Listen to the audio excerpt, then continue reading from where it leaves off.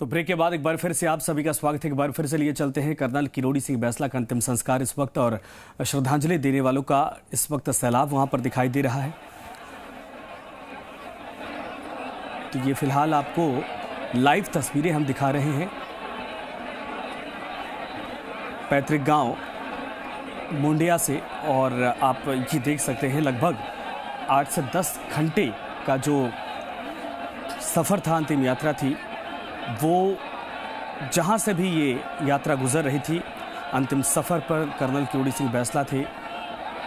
लोगों का जो उनका साथ था पहले का, वो एहसास करवा रहा था, और हर जगह हज़ारों की संख्या में लोग सड़क पर कर्नल किरोड़ी सिंह बैंसला की अंतिम यात्रा में शामिल हो रहे थे। और जहां पर यह अंतिम संस्कार पैतृक गांव में किया जा रहा है, वहां की तस्वीरें आपको दिखा रहे। देखिए, जहां तक आपकी निगाहें जाएंगी, लोग ही लोग वहां पर दिखाई दे रहे। लाखों की संख्या में समुदाय के लोग इस वक्त इकट्ठा हैं, और न सिर्फ गुर्जर समाज के लोग बल्कि हर समुदाय के लोग यहां पर पहुंचे हैं।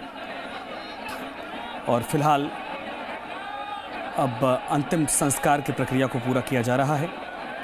कर्नल बैंसला का अंतिम संस्कार, यह हम आपको लाइव तस्वीरें दिखा रहे हैं। उनके संघर्षों को लोग याद कर रहे हैं, उनके आंदोलनों को याद कर रहे, और कैसे एक सैनिक के तौर पर सेना में जाने के बाद उन्होंने लगातार वहाँ पर भी सीढ़ियाँ चढ़ी।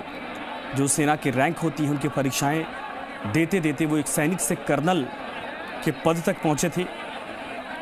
और 62 चाइना वॉर, इसके अलावा 65 पाकिस्तान के साथ जो युद्ध हुआ था, उसमें भी अहम भूमिका निभाई थी। और जब सेना से रिटायर हुए, उसके बाद समाज के लिए जो संघर्ष किया, उसकी सभी, चाहे बीजेपी हो, चाहे कांग्रेस हो, चाहे कोई भी राजनेता हो, दाद देता है। क्योंकि कहा जाता है कि कर्नल किरोड़ी सिंह बैंसला अपने धुन के पक्के थे, और जिस काम को वो ठान लेते थे वो करके ही दम लेते थे। और यही कारण था कि 2004 से 2018 तक, आपको याद होगा, जब जब भी गुर्जर आंदोलन जोर पकड़ा, हर बार कर्नल किरोड़ी सिंह बैंसला उसकी अगुवाई कर रहे थे, और सरकारों को मांगों के सामने झुकना पड़ रहा था।